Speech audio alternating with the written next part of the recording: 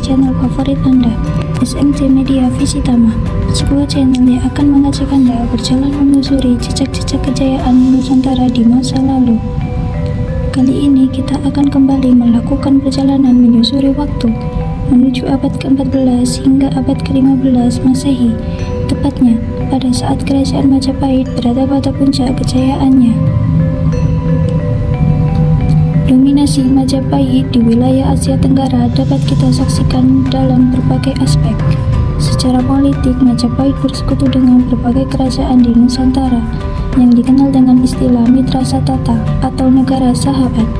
Berbagai kerajaan yang disebut sebagai Mitra Satata antara lain Sunda, Bali, Kutai, Melayu, Singapura, Pagaruyung, Palembang, Banjar, Gorontalo, Brunei, Bima, Sumbawa, Ternate, Tidore, dan Kepulauan Sulu di selatan Filipina.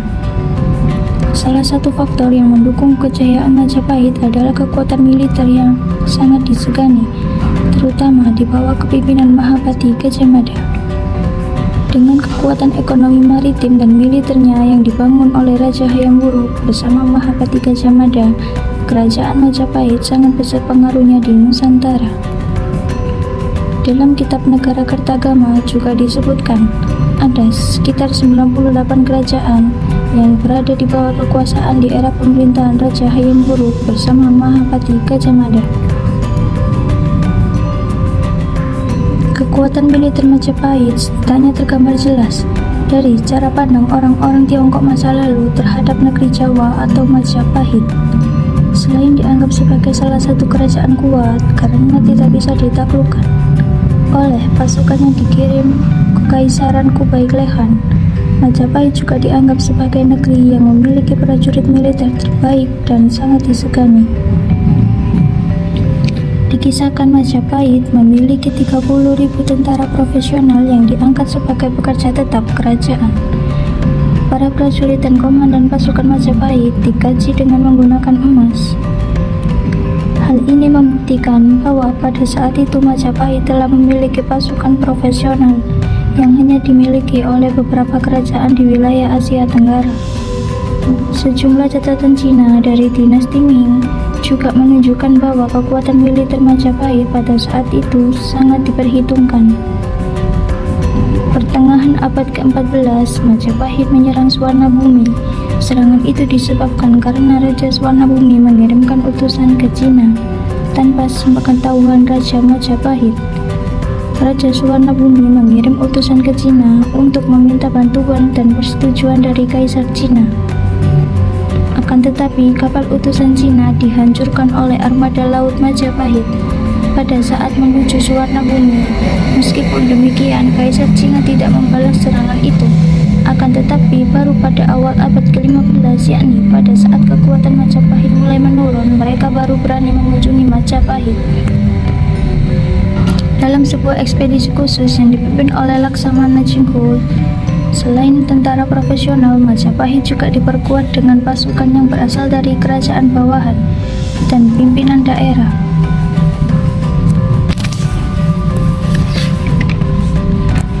Angkatan Laut Majapahit di bawah pimpinan Laksamana Empunala pada saat itu adalah angkatan laut yang terbesar dan terkuat pasukan maritim. Majapahit jumlahnya kurang lebih 40.000 tentara. Hal ini menjadikan Majapahit sebagai sebuah negara adikuasa yang sangat disegani di kawasan Asia Tenggara, bahkan Kekaisaran Cina.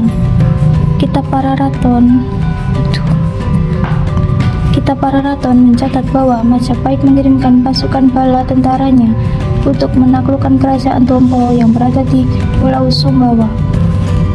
Pada tahun 1357 Masehi, Babat Kutawaringin juga mencatat tentang serangan bala tentara Majapahit yang dipimpin oleh Pati Gajah Mada untuk menaklukkan Bali. Serangan itu dilakukan dari arah pantai selatan, utara, dan timur wilayah Pulau Bali.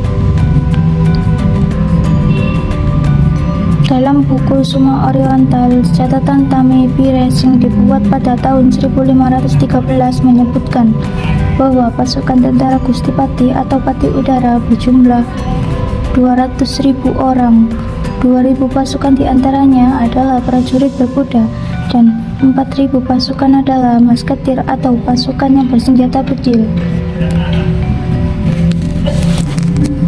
Di bidang persenjataan, militer Majapahit diketahui sudah memanfaatkan teknologi senjata yang menggunakan pupuk mesiu. Salah satu senjata tentara Majapahit dan sangat terkenal adalah jetbang. Senjata ini juga dikenal nama Warastra di Pulau Jawa. Istilah jetbang juga dikenal dengan nama petil. Duarte Barbosa, penulis dan penjelajah yang berasal dari Portugis sekitar tahun 1514, mencatat bahwa penduduk Jawa sangat mahir dalam membuat artiler dan juga sangat mahir sebagai pasukan penembak senjata-senjata artiler. Mereka membuat banyak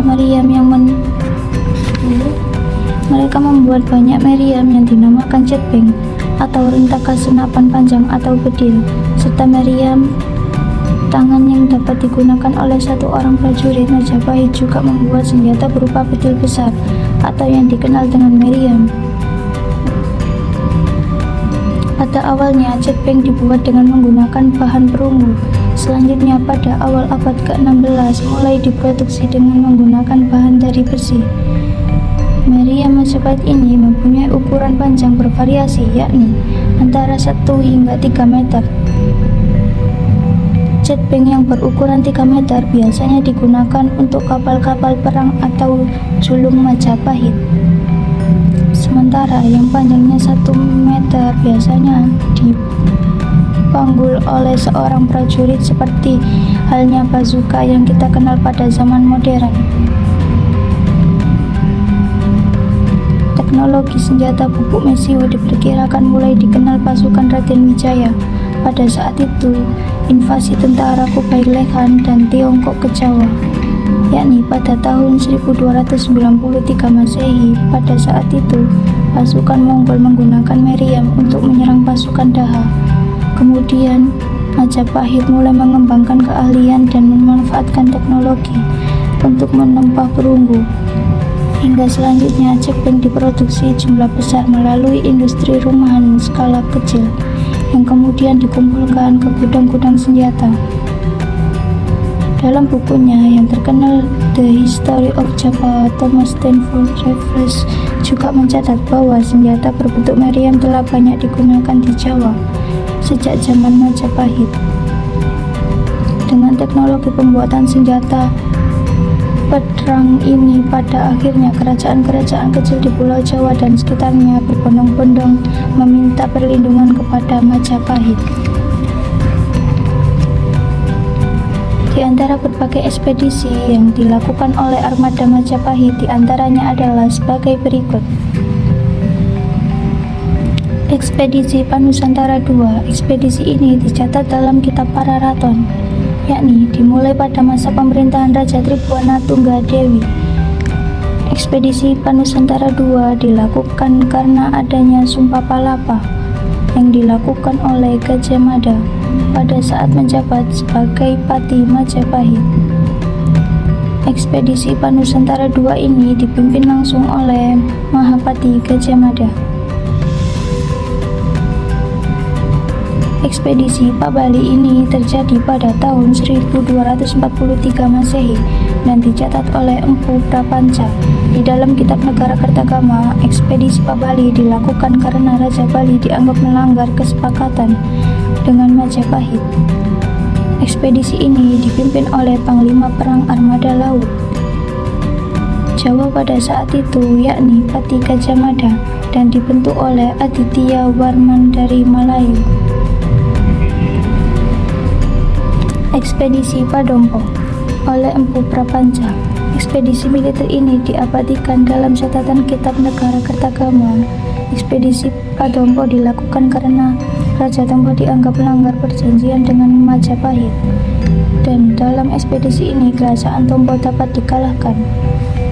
Pengaruh peradaban Majapahit masih dapat ditemukan di Bima dan Tompo hingga saat ini, antara lain peninggalan bentuk fisik berupa artefak-artefak yang berciri khas budaya Majapahit, serta berupa tinggalan non-fisik seperti kemiripan suku kata dan bahasa serta berbagai cerita tutur yang beredar di masyarakat setempat.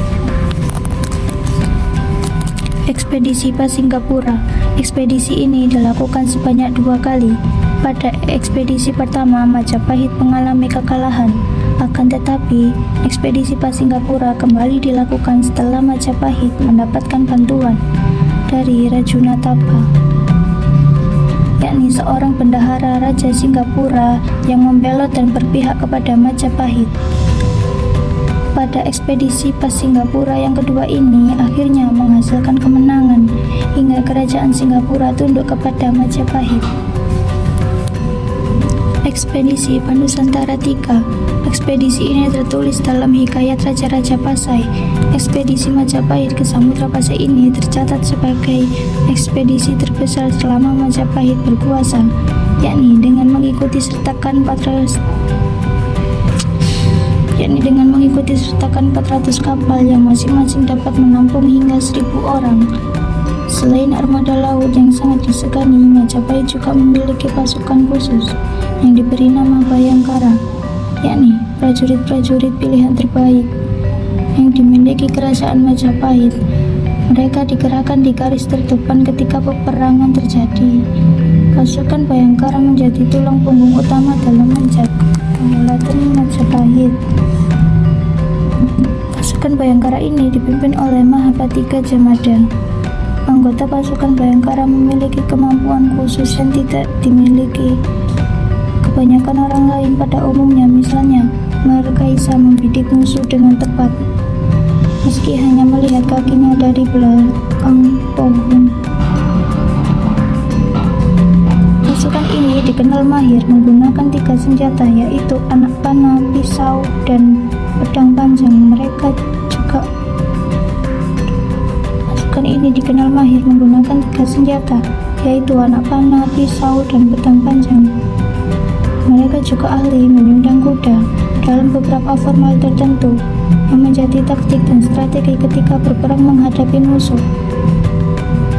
Selain pasukan militer dan armada laut, beberapa atribut dan alat perang pasukan Majapahit juga dikenal modern pada zamannya. Jika kebanyakan kerajaan kuno mengandalkan keris, tombak, dan pusaka yang sejenis, pasukan dan armada laut Majapahit sudah menggunakan meriam yang ditempatkan pada kapal perang yang dimilikinya. Meriam Majapahit ini dikenal dengan nama Cepeng, yakni sebuah senjata mematikan yang digunakan untuk menghancurkan kapal-kapal musuh, termasuk menghadang kedatangan bangsa-bangsa Eropa di Selat Malaka. Pada saat mereka masuk ke wilayah kekuasaan Nusantara yang terjadi pada masa-masa akhir kejayaan Majapahit, pada saat itu pasukan perang dan armada laut yang dimiliki Majapahit adalah satu kekuatan militer yang sangat kuat dan disegani, hingga mampu menjaga keutuhan seluruh wilayah kekuasaan di penjuru Nusantara. Demikian perjalanan kita kali ini di abad ke-14 pada masa kejayaan Majapahit.